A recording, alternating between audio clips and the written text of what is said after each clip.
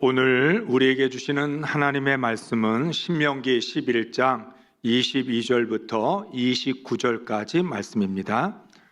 당신들이 내가 당신들에게 명한 이 모든 명령을 정성껏 지키며 주 당신들의 하나님을 사랑하고 그의 모든 길을 따르며 그에게 충성하면 주님께서 이 모든 민족을 당신들 앞에서 다 쫓아내실 것입니다. 그리고 당신들은 당신들보다 강대한 나라들을 차지할 것입니다. 당신들의 발바닥이 닿는 곳은 어디든지 다 당신들의 소유가 될 것입니다. 남쪽의 광야에서부터 북쪽 레바논 산간 지방까지, 동쪽의 큰 강인 유프라테스 강으로부터 서쪽의 지중해에 이르기까지 모두 당신들의 영토가 될 것입니다. 주 당신들의 하나님은 당신들에게 말씀하신 대로 당신들이 가는 곳 어디에서나 모두들 당신들을 두려워하게 하며 당신들이 무서워서 떨게 하실 터이니 아무도 당신들 앞길을 가로막지 못할 것입니다. 보십시오. 내가 오늘 당신들 앞에 복과 저주를 내놓습니다. 오늘 내가 당신들에게 명하는 주 당신들의 하나님의 명령을 귀담아 듣는 사람은 복을 받을 것이며 주 당신들의 하나님의 명령을 귀담아 듣지 않고 오늘 내가 당신들에게 명한 그 길을 떠나 당신들이 알지 못하는 다른 신들을 따르는 사람은 저주를 받을 것입니다. 주 당신들의 하나님이 당신들이 들어가서 차지할 땅으로 당신들을 인도하여 들이실 때에 당신들은 그리심산에서 축복을 선포하고 에발산에서는 저주를 선포하십시오. 아멘.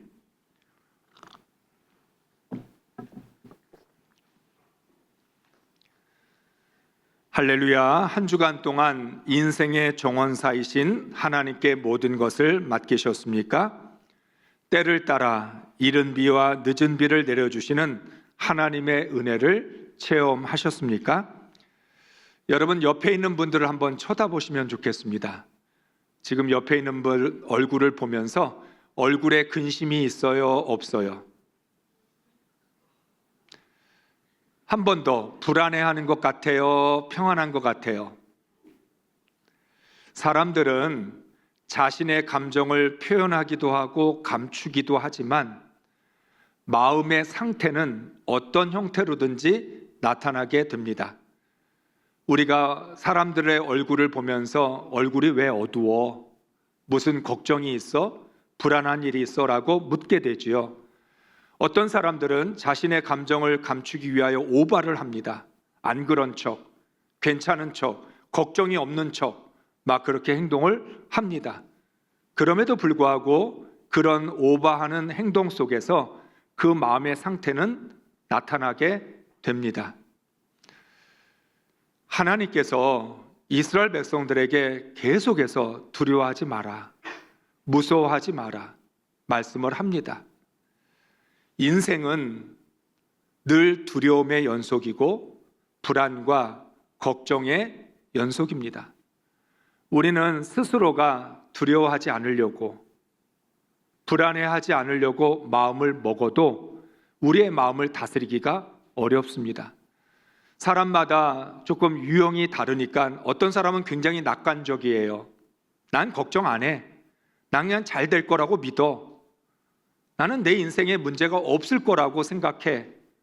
그런 사람에게도 두려움은 생깁니다. 반면에 예민하고 민감해서 아주 작은 일에도, 별거 아닌 일에도 두려워하고 불안해하는 사람도 있습니다.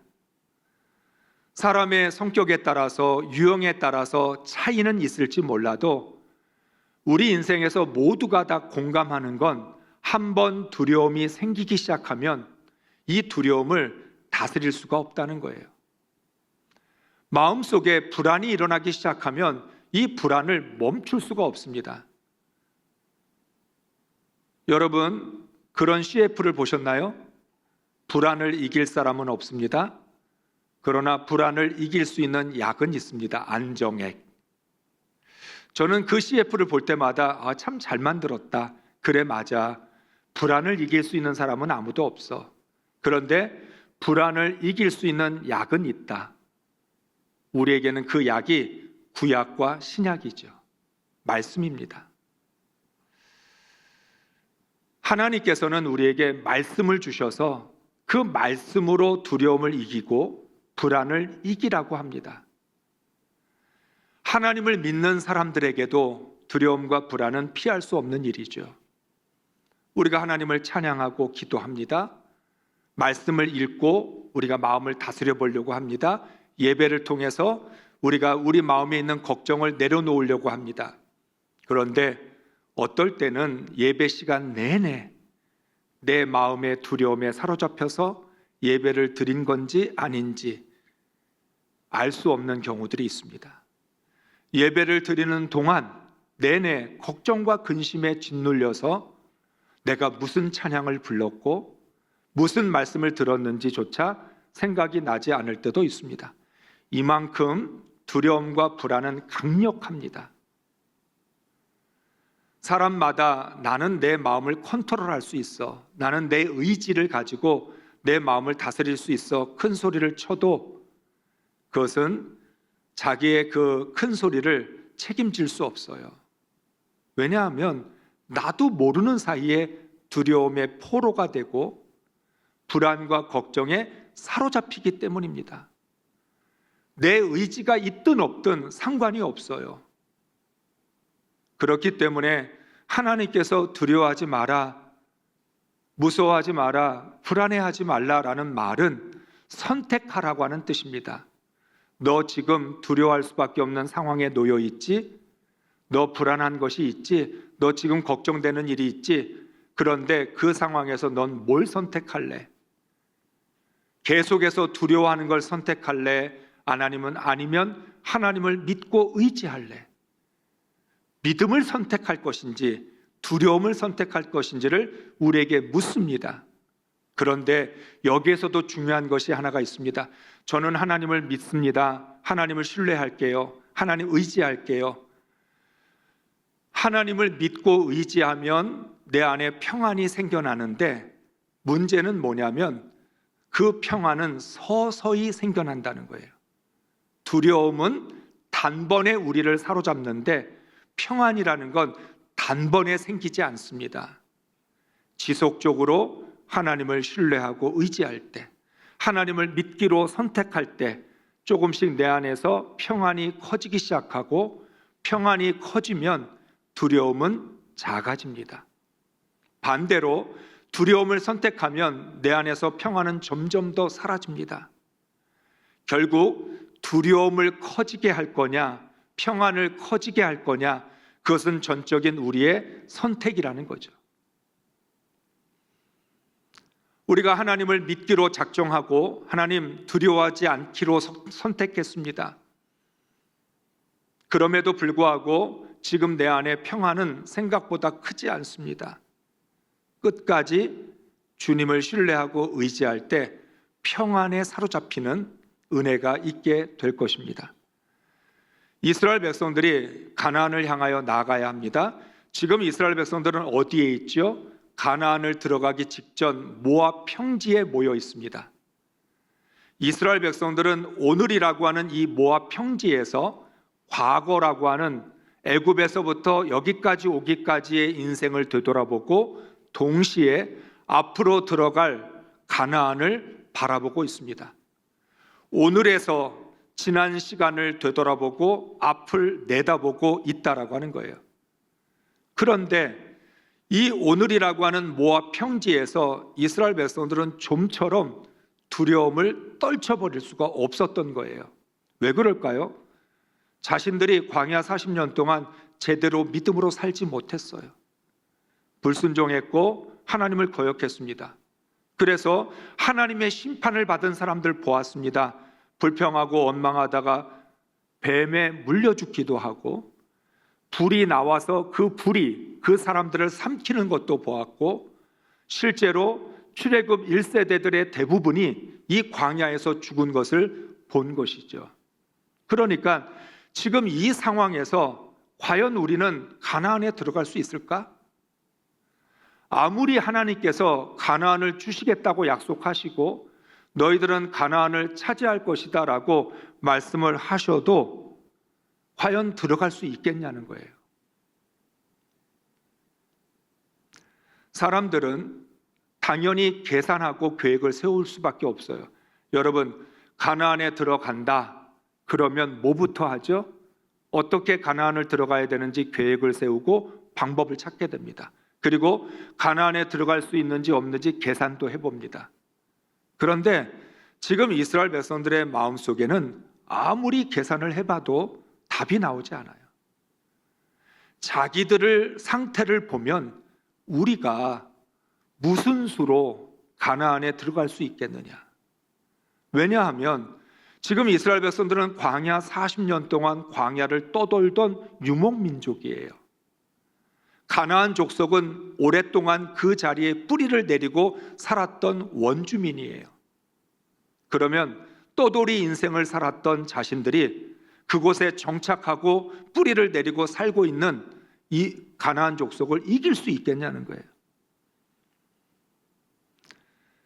그래서 모세는 오늘 이스라엘 백성들에게 너희가 선택하라고 말씀을 합니다. 22절, 23절 메시지 성경으로 읽겠습니다. 맞습니다. 내가 여러분에게 지키라고 명령하는 이 모든 계명을 부지런히 지키고 하나님 여러분의 하나님을 사랑하고 그분께서 일러주시는 대로 행하며 그분께 꼭 붙어 있으면 하나님께서 여러분 앞에서 저 모든 민족을 쫓아내실 것입니다. 그렇습니다. 그분께서 여러분보다 크고 강한 민족들을 몰아내실 것입니다. 아멘. 하나님도 말씀합니다. 너희는 약한 민족이다. 그런데 저기는 강한 민족이다. 너희가 어떻게 해야 가나안 땅에 들어갈 수 있겠느냐? 너희가 가나안 땅에 들어갈 수 있는 방법이 뭐겠냐? 그 방법에 대해서 하나님 말씀하는데 이렇게 말씀합니다. 내가 여러분에게 지키라고 명령한 이 모든 계명을 부지런히 지키고 하나님을 사랑하고 하나님께서 일러주신 대로 행하며 그분께 꼭 붙어 있으면 하나님께서 여러분보다 크고 강한 민족을 몰아내실 거다. 하나님이 이스라엘 백성들에게 이렇게 말씀하는 거죠. 야, 너희들 아무리 계산해봐도 답이 안 나오지? 너희가 무슨 수로 가나안 족속을 물리칠 수 있을까? 우리가 어떤 방법을 가지고 가나안을 차지할 수 있을까? 궁리를 해도 길이 보이지 않지. 그러면서 하나님 말씀하죠. 그러니까 너 선택해. 계산하지 마. 계획 세우지 마. 방법 찾지 마. 방법이 없어. 계산이 안 돼. 네가 무슨 계획을 세워도 그 계획을 너는 이룰 수 있는 능력이 없어. 그러니까 너희는 무엇을 선택해야 되느냐? 하나님 말씀 부지런히 가르치고 그리고 하나님을 사랑하고 하나님이 말씀하시는 대로 행하면서 하나님께 꼭 붙어 있으면 하나님이 그 땅을 차지하게 만드실 것이라는 거예요. 이스라엘 백성들은 작고 약한 민족입니다. 작고 약한 민족이 크고 강한 민족을 이길 수 있는 가능성은 없습니다. 세상이 말하는 상식은 작고 약한 민족은 크고 강한 민족에게 질 수밖에 없다고 말을 합니다. 물론 아주 드물게 기적이 일어나기는 하지만 그 기적이 가나안 이스라엘 백성들에게 나타날 것이라고 하는 건 보장할 수 없습니다. 이스라엘 백성들은 지금 자기들이 계산을 하고 자신들의 상식을 의지하고 세상 돌아가는 모습을 보면 작고 약한 민족이 크고 강한 민족을 쫓아낼 수 있다는 건 기대할 수 없는 일이라는 거예요. 그런데 하나님은 말씀합니다. 아니다. 너의 상식에는 불가능한 일일지 모르지만 하나님의 관점에서 보면 그런 일은 기적이 상식이 되고 기적이 현실이 될 수 있다. 너희 힘으로 할 수 없는 가나안 땅을 차지하는 방법 연구하지 말고 내가 너에게 준 명령을 지키고 하나님을 사랑하고 하나님께 꼭 붙어 있으면 하나님이 역사하실 것이라고 말씀합니다. 따라서 이스라엘은 선택해야 합니다. 자신들의 힘으로 크고 강한 민족을 몰아낼 것인지, 아니면 하나님의 명령에 순종함으로 하나님께서 크고 강한 민족을 몰아내는 것을 볼 것인지를. 이스라엘 백성들은 지금 이 선택을 하지 못하고 있는 겁니다. 두렵기 때문에, 무섭기 때문에 선택을 하지 못하고 지금 마음을 잡지 못한 상태입니다. 하나님을 온전히 믿지 않으면 두려움과 불안을 이길 수 없어요. 믿음이 없이는 두려움을 이겨낼 수 없습니다. 내 안에 말씀이 없으면 내 걱정을 다스릴 수 없다는 거예요. 하나님은 이번에는 좀 더 구체적으로 말씀합니다. 25절 읽습니다. 주 당신들의 하나님은 당신들에게 말씀하신 대로 당신들이 가는 곳 어디에서나 모두들 당신들을 두려워하게 하며 당신들이 무서워서 떨게 하실 터이니 아무도 당신들 앞길을 가로막지 못할 것입니다. 아멘. 놀라운 하나님의 말씀인데, 지금 이스라엘 백성은 가나안 민족이 두려워요. 불안해요. 걱정이 돼요. 상식적으로도 안 되는 일이고 세상의 기준으로 봐도 이건 기적과 같은 일이에요. 그래서 지금 이스라엘 백성들의 마음은 하나님이 아무리 말씀을 하셔도 자기들의 안에 있는 이 두려움과 불안을 이기지 못하고 있어요. 그런데 하나님은 이렇게 말씀합니다. 너희들 지금 가나안 민족이 두려워? 무섭고 떠늘고 있느냐? 아니야. 가나안 민족이 너희를 두려워하고 너희를 무서워하게 될 것이다. 나를 믿고 의지하면, 하나님을 온전히 바라보면 하나님께서 크고 강한 민족이 약하고 작은 민족을 두려워하게 하는 하나님의 반전이 일어날 것이라고 말씀합니다. 우리가 두려워할 것은 세상이 아닙니다. 고난도 아닙니다. 사탄을 무서워할 필요도 없습니다. 사탄은 하나님을 두려워하고 무서워하는 사람들을 이기지 못합니다. 그런데 우리는 자꾸만 지레짐작으로 겁을 먹습니다. 내가 어떻게 사탄을 이겨? 내가 어떻게 세상을 이겨? 내가 세상의 상식을 뒤집을 수 있나? 내가 이 세상의 흐름을 거스를 수 있나? 내가 이 세상에 있는 그런 모든 것들, 죄악을 이길 수 있을까? 우리는 그런 생각을 갖고 있는 거죠. 그런데 하나님은 말씀합니다. 아니야. 하나님이 너희와 함께 하시면, 너희가 하나님의 말씀을 붙들면 하나님은 세상이 너를 두려워하고 고난이 너를 두려워하고 사탄이 너희를 무서워하게 만들 것이라고 말씀합니다. 그렇기 때문에 이스라엘 백성들은 이제 선택해야 합니다. 나는 계속해서 이렇게 두려워하고만 있을까? 난 계속해서 계산하면서 불안해하고 걱정하고 있을까? 나는 사탄을 무서워하고 그리고 여러 가지 우리의 앞길을 가로막는 것들에 대해서 무서워만 할 것인가? 하나님은 말씀하죠. 그들이 너희를 무서워하고 두려워하게 할 테니까 아무도 너희들의 앞길을 가로막지 못할 것이다. 우리는 우리 스스로가 두려움과 불안을 가지고 내 앞길을 내가 가로막습니다. 그런데 하나님은 말씀합니다. 너의 앞길을 누가 가로막을 수 있느냐? 하나님이 너와 함께 하시는데 너가 두려워하지 않으면 너의 앞에 가로막을 사람은 아무도 없다.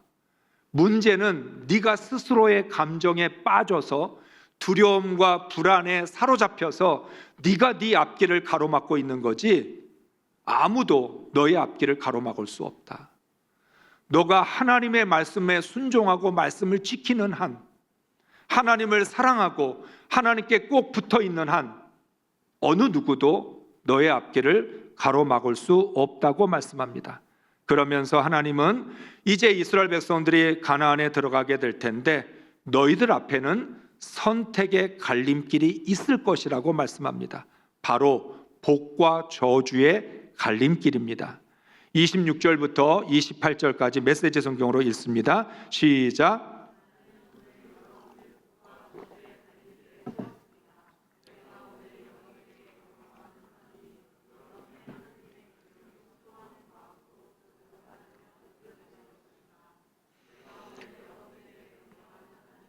여러분의 하나님의 계명에 주의를 기울이지 않고 그 길에서 벗어나 여러분이 알지도 못하는 신들을 따라가면 저주를 받을 것입니다. 아멘. 사랑하는 성도 여러분, 이스라엘 백성들이 하나님의 은혜로 가나안에 들어갔다고 무조건 복을 받는 건 아닙니다. 구원받은 그리스도인들이 구원을 받았다고 값없이 하나님의 은혜로 구원을 받았다고 무조건 복을 받는 거 아니에요.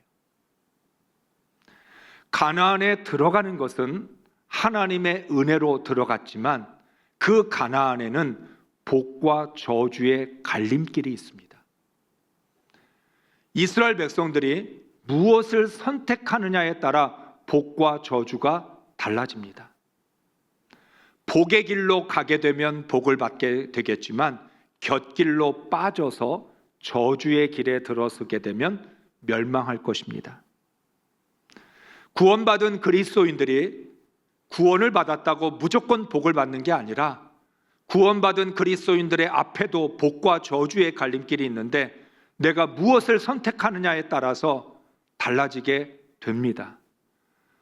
오히려 구원을 받았기 때문에 더 조심하고 주의를 기울여서 내가 저주의 길로 가지 않도록 조심해야만 한다는 것입니다. 오늘 이렇게 말씀합니다. 하나님의 계명에 주의를 기울이지 않고 하나님의 길에서 벗어나 알지도 못하는 신들을 따라가면 저주를 받을 것이다. 참으로 아이러니합니다. 여러분, 이 말씀을 깊이 묵상하시기 바랍니다. 이스라엘 백성들이 가나안에 들어가서 가나안의 신들을 만나게 됩니다. 가나안 족속들이 오랫동안 섬겨왔던 신들이었기 때문에 처음 봅니다. 그런데 알지도 못하는 그 신들을 따라가기 위해서 하나님을 버립니다. 광야 40년의 은혜를 한순간에 버리는 거예요. 애굽에서부터 나올 때까지 가나안에 들어가는 그 순간까지 하나님이 베풀어 주신 은혜를 한순간에 배신해요. 여러분 잘 생각해 보세요. 이스라엘 백성들이 도대체 언제부터 가나안의 신을 알았다고? 언제부터 가나안의 신을 섬기고 가나안의 신을 따라갔습니까? 그런데 알지도 못하면서 눈에 보이는 그 신을 따라감으로 하나님을 버렸다는 거예요. 그러니까 저주받을 수밖에 없다는 겁니다. 오늘은 다를까요? 오늘날도 우리는 하나님을 오랫동안 믿어왔고 알아왔습니다. 그런데 이단들 또 다른 우상들이 말하는 그 신 알지도 못하면서 언제부터 이단을 섬겼다고, 언제부터 우상을 따랐다고 하나님 버리고 이단에 빠지거나 우상에 빠지는 일들이 오늘날도 반복되고 있습니다.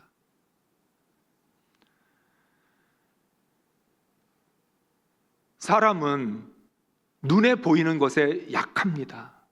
유혹을 쉽게 받습니다. 그리고 마음속에 두려움이 있습니다. 두려움과 불안이라고 하는 감정과 유혹이라는 것이 더해지게 되면 자신이 알지도 못하는 신을 따라가게 됩니다. 지금까지 자신들이 섬겨왔고 자신들이 믿고 순종하며 따랐던 그 하나님 한순간에 버리고 그 우상을 쫓아가게 되면 그건 저주입니다.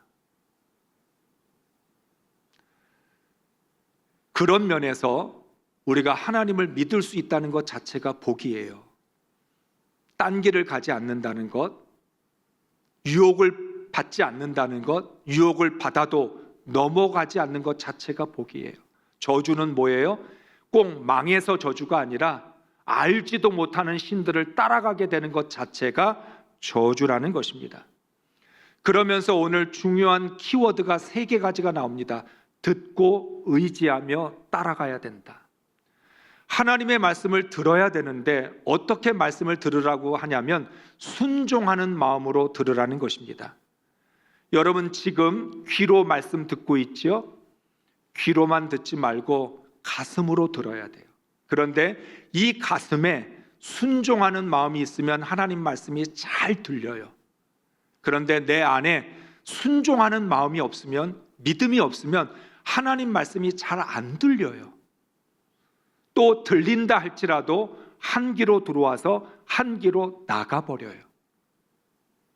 오늘 우리들은 말씀을 듣지 못해서가 아니라 수없이 많은 말씀, 아니 오히려 지나치게 많은 말씀을 듣는데도 그 말씀을 귀로만 듣기 때문에 흘려보내거나 순종하는 마음 없이, 믿음 없이 들은 말씀이어서 그냥 강연을 듣는 것처럼, 유튜브를 보는 것처럼 스쳐 지나가고 만다는 거예요.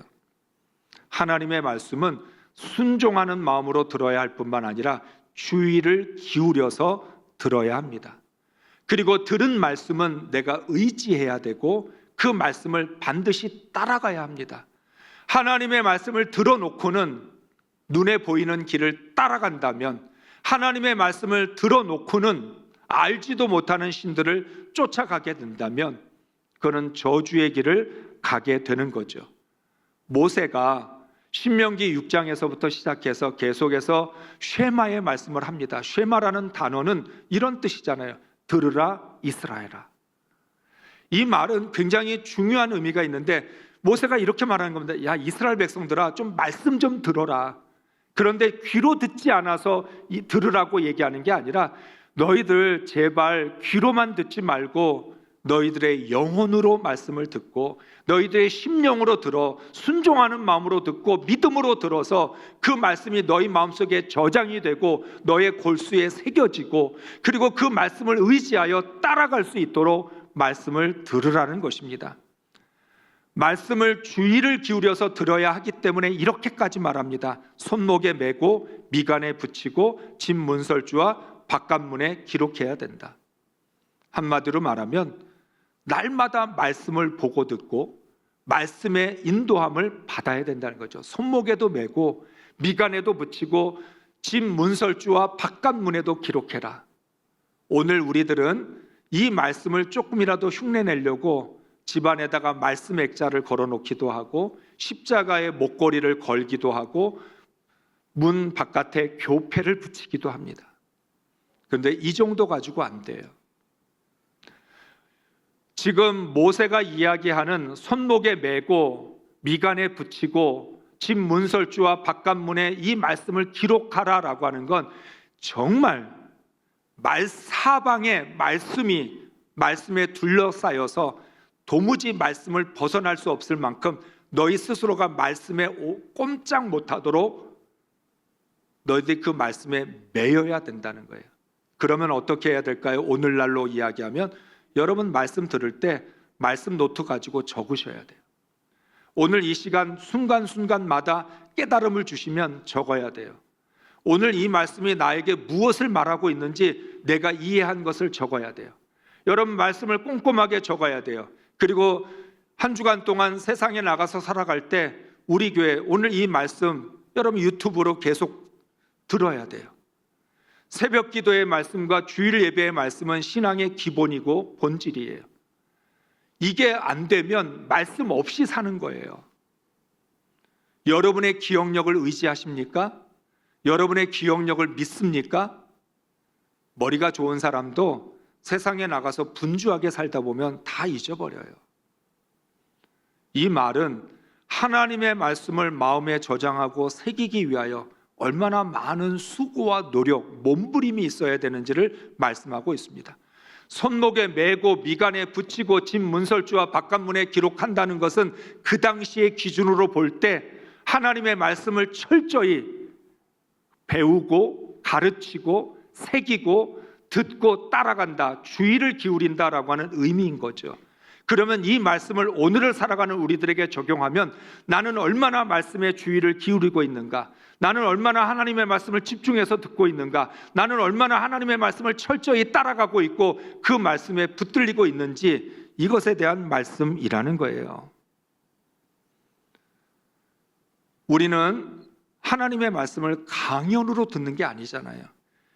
내 흥미나 관심에 따라 유튜브를 이것저것 검색하는 게 아니잖아요. 말씀이 진리고 말씀이 내가 가야 하는 길이고 말씀이 내게 생명이기 때문에 이 말씀 듣는데 우리가 얼마나 이렇게 간절하게 말씀을 붙잡고 있냐는 거예요. 그래서 오늘 말씀합니다. 너희가 그렇게 말씀을 간절히 붙잡을 수만 있다면 가나안 땅 차지할 것이고, 작고 약한 민족이 크고 강한 민족 쫓아낼 것이고, 그리고 너희가 그 길에서 복의 길로 가게 될 것이라고 말씀합니다. 31절, 32절 말씀을 읽습니다. 이제 여러분은 요단강을 건너 하나님, 여러분의 하나님께서 여러분에게 주시는 땅으로 들어가 그 땅을 차지하게 될 것입니다. 깨어 있으십시오. 내가 오늘 여러분 앞에 제시하는 법도와 규례를 모두 지켜 행하십시오. 아멘. 그렇죠. 이제 이스라엘 백성은 가나안에 들어가게 될 거예요. 가나안에 들어가면 복과 저주의 갈림길 앞에 서게 될 거예요. 안타깝게도 가나안에 들어가면 길이 하나만 있지가 않아요. 길이 하나만 있으면 딴 길 갈 염려가 없잖아요. 곁길로 빠질 이유가 없잖아요. 그런데 길이 두 개예요. 하나님을 믿고 의지하기로 작정했기 때문에, 하나님의 백성이기 때문에 나는 누가 뭐래도 복의 길로 가겠다 마음을 막상 먹어도 두 가지 갈림길을 만나게 되면 주저하고 머뭇거리게 돼요. 왜냐하면 저주의 길이 매력적이거든요. 저주의 길이 넓어 보이고 평탄해 보이고 쉬워 보이거든요. 복의 길은 좁고 험해 보이고 뭔가 쉽지 않을 것 같은 그렇게 보이거든요. 그러니까 그 갈림길 앞에서 뭘 선택해야 될까? 어디로 가야 될까? 고민하게 된다는 거예요.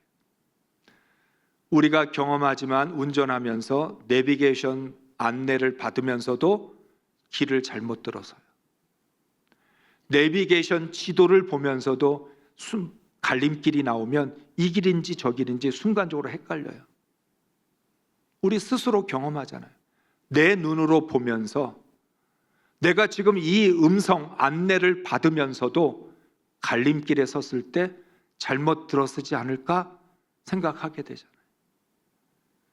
이스라엘 백성들 말씀의 내비게이션을 통해서 갈 길을 지시받고 어디로 가야 되는지 하나님 보여주시고 모세나 여호수아 같은 지도자를 통해서 인도해 주시는데도 항상 갈림길에 서면 주저하고 머뭇거려요. 그래서 말하고 있습니다. 깨어 있으십시오. 이스라엘 백성이든 구원받은 오늘 우리들이든 영적 긴장감을 놓으면 안 돼요. 깨어 있어야 돼요. 잘못하면 길을 잘못 들었습니다. 길을 잘못 들어서는 순간 나의 선택과 상관없이 멸망의 길, 저주의 길로 갈 수 있다는 거예요.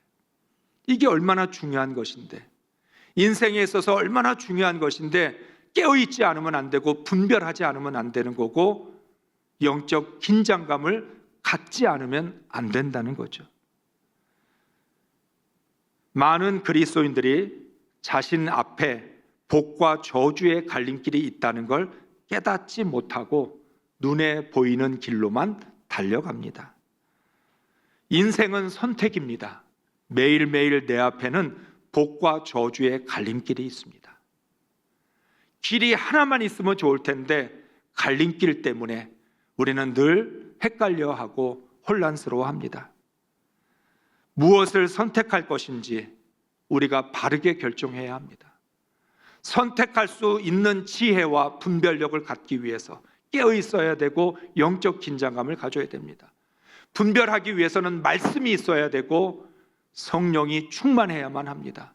그래야만 올바른 선택을 할 수 있습니다. 우리 모두 하나님의 말씀을 순종하는 마음으로 듣고 의지하며 따름으로 복을 받을 수 있기를 주의 이름으로 축복합니다.